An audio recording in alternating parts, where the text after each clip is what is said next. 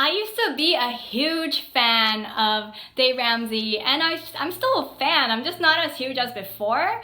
I have to give him credit where it's due. So I came across his Financial Peace University course when I was 18 years old, and I watched those DVDs, and wow, his advice was so good because for the very first time in my life, I learned how to manage my money properly, and it was right when I got my first job, so I could get it done right from the very beginning. And I learned the importance of saving for my financial future because, listen, no adult and no course in high school has ever taught me how to manage my money. Despite money being something just so pervasive and important in our lives, it's a very important resource that we have to learn how to handle, right?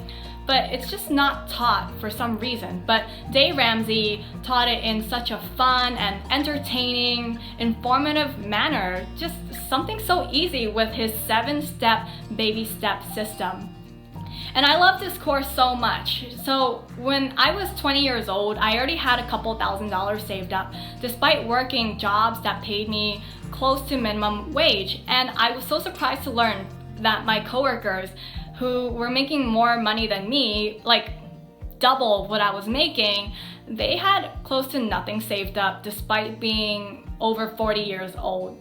So it was that point in my life I decided, you know what, there is a big problem in this country and I'm gonna help be the solution, and I'm gonna teach Dave Ramsey's course. So I taught his Financial Peace University course 2 times, and it was just so much fun. So my Financial Peace University students and I, we would celebrate and applaud each other every time one of us decided, you know what, that's it, no more credit cards, and we'd cut them up.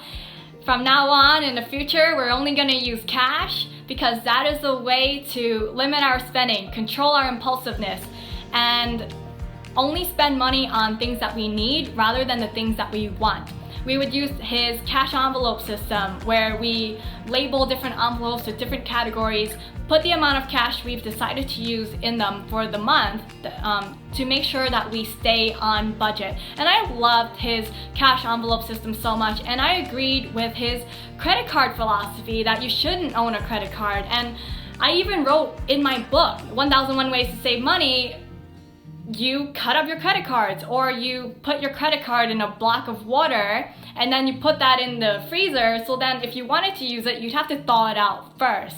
So that gave you some time to think about what you wanted to spend your money on before you actually went ahead and bought something. It's interesting to see just how far I've come, because the other day I came across an old video of his where someone called into a show and asked, well, is it okay to use credit cards if I pay my credit card bill in full every month? And basically Dave Ramsey's answer was, no, it is not okay to use a credit card even if you pay your bill in full every month. People who use credit cards are stupid, they're impulsive, they can't control themselves.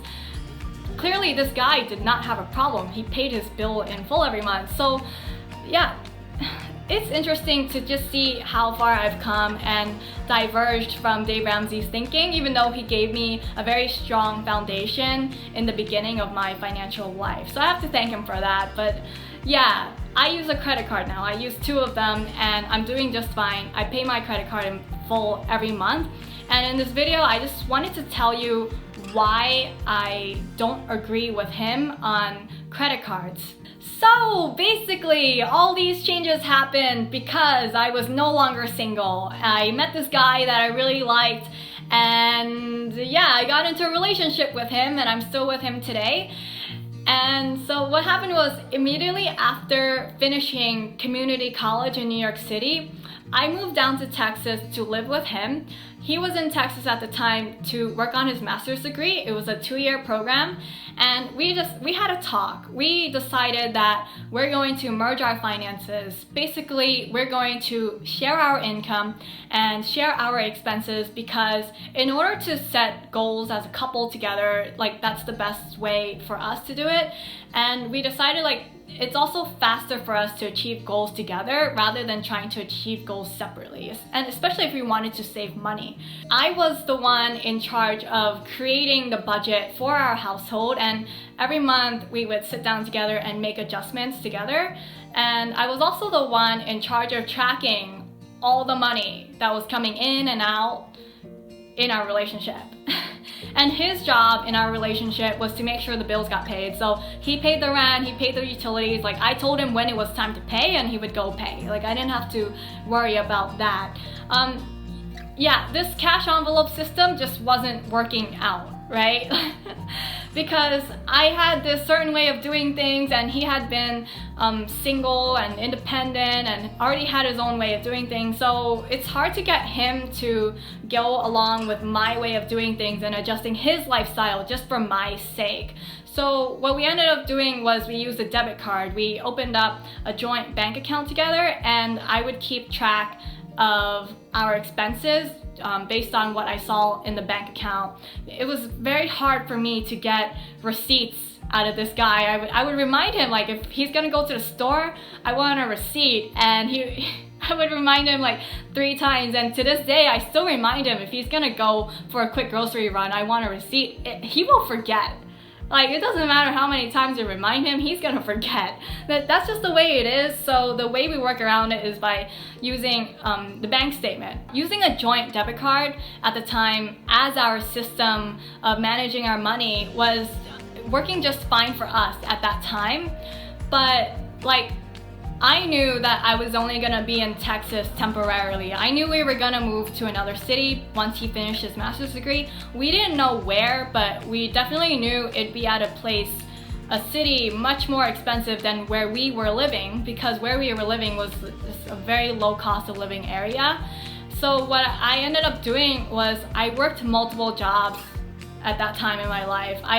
This was only last year actually. So I worked 4 or 5 jobs, and on average I worked 7 days a week. Maybe in a given month I missed 1 day of work. On average I worked 50 hours a week combined, and these were not very good paying jobs. The lowest was $7.50 an hour and the highest was $13 an hour, and it just got so hard for me to manage our cash flow because I had so many paychecks, and all these paychecks are fluctuating because these jobs paid by the hour, and I didn't necessarily work the same amount of hours every week at these jobs. And well, this paycheck came in on this day, but I had to pay stuff on that day, and I had probably, I don't know how many paychecks I had. I think, so I worked at Domino's, right? And I got paid every 2 weeks at that job. Then I got a job working as a substitute teacher for the school district, and I got paid not every 2 weeks, but twice a month. So the 15th and the 30th. So that kind of like screws up the cycle, right? It doesn't really line up. And then I got another job working for an amusement park startup, and I got paid every other week for that. And then she liked me so much, the boss liked me so much, she had me do bookkeeping for her rental property and her landscaping company. So I got paid every 2 weeks for that one. And then I also worked a temp job where I would assist in basketball games and baseball games and concerts, taking tickets and checking people's bags. Those were like one-off events. Like, if I got called in, I would work. So, you know, in a month I might get like 1 or 2 paychecks from them. So like, I probably got like more than 10 paychecks in a month, and it was hard. Like, we had a budget, right? And on that budget, we decided we're going to save 30% of our income, and we decided what we're gonna spend, and all of that was just fine. But in terms of when we paid for something, that was a headache, right? Like, it could be that a bill fell on a certain date, but paycheck didn't come in because I had to, or like a previous paycheck I had to use to pay for something else. And it was just like, you know, it was a headache managing all these different paychecks when they were coming in and what I had to pay out. Even though in my budget, we allocated 30% of our income towards saving for our moving, right? And then what happened was when we moved from Texas to Boston, we did a 10-day road trip. And so we drove and we stayed at hotels along the way. And some of those hotels wanted to place a hold on our card, and we were using our debit card. So basically, when they put a hold on our debit card, they are using up the available cash that I had that I no longer have access to, and I didn't really like that. It's different on a credit card, right? It's just a pending. But when it's on a debit card, it's an actual hold and you don't have access to the available balance on your card. And so I have to keep moving money over from our savings account to our checking account to make sure that we had enough money to pay for things that we needed along the way, like gas and food for the day. And I can't transfer more money out of our savings account more than 6 times a month without avoiding a $10 penalty. I really didn't like that. And then what happened was when we were in Boston looking for an apartment, a lot of these landlords, they want you to put down 3 months or 4 months worth of rent up front in order to secure an apartment. So they want first month's rent, last month's rent, 1 month security deposit, and maybe if you're using a broker, or depends on the broker, right? 1 month broker fee. We managed to avoid paying that 1 month broker fee, so we only had to put 3 months of rent down for an apartment. But our rent in Boston is $1,750.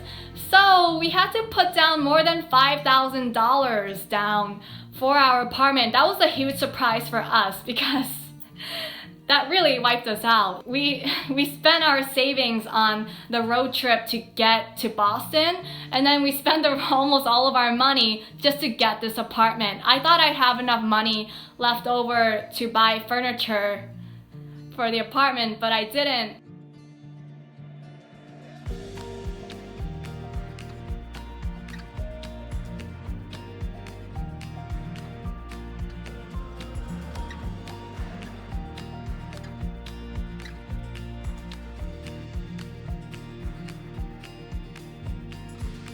But I already had a job lined up, and my significant other, I knew he was getting a stipend from his PhD program.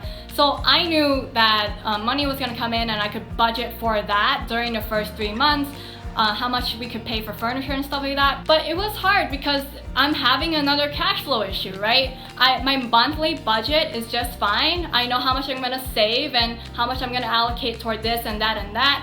But in terms of money coming in versus when money is gonna go out, that was hard. Like, I needed a mattress now. I need a dining table now. I need a dining chair now. I need a bath mat for my bathroom now. I need a shower curtain now. Like, all these things I need now. Not 3 weeks from now, but now. So, like, I decided, you know what? I'm just gonna get a credit card because I'm going to be able to pay this in full every month. Like, I have it in my budget to be able to pay in full as long as like I budget things out and plan things ahead. But the credit card, it's just made my life so much easier. Just so much easier. Like, I don't have to do this whole like calendar thing, planning out when. Like, I just charge it to my card and once a month I make a payment toward the card. Like, you guys have no idea just how much headache these 2 credit cards have saved me over the past 9 months of using them. Yeah. And you know, in the end, it turns out to be a blessing because we decided the rent here is just so expensive. We might as well save up the money for a down payment to buy a condo next year. And I've been building my credit. I think like my credit score, it's not my actual credit score, it's what I see from Discover. It's like 779. And my significant other also has an excellent credit score just like me. So next year, when we plan to buy and we need a mortgage, I'm pretty sure that we can get one of the best interest rates for our loan compared to not building a credit history and having to use a manual underwriter because of following Dave Ramsey's advice of using cash only, avoiding credit cards, and then doing manual underwriting if you wanted to get a mortgage. Like, why make my life so much harder than it needs to be when my life is already hard. Like, I don't need to make things more complicated. Just use the credit card, pay in full every month, and then secure a mortgage next year for a condo. Like, that's it. That is the reason why I do not follow Dave Ramsey's philosophy on credit cards anymore. I realized his philosophy, his ideas and teachings are for a very general audience. Like, there's just so many nuances and complications and different things about everyone's situation, everyone's income, everyone's expenses, that makes giving financial advice over the internet or the radio or anywhere, it makes it very difficult, because finances is not black and white. It's more like different shades of gray.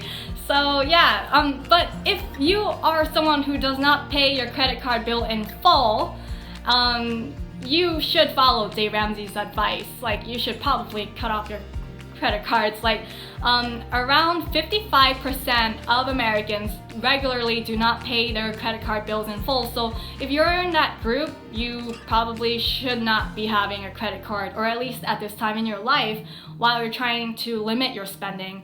The average credit card balance is $5,331, or somewhere around that ballpark. It could be more, it could be less. These are statistics. So think of the amount of money that you're spending in interest just by having a credit card if you do not pay in full.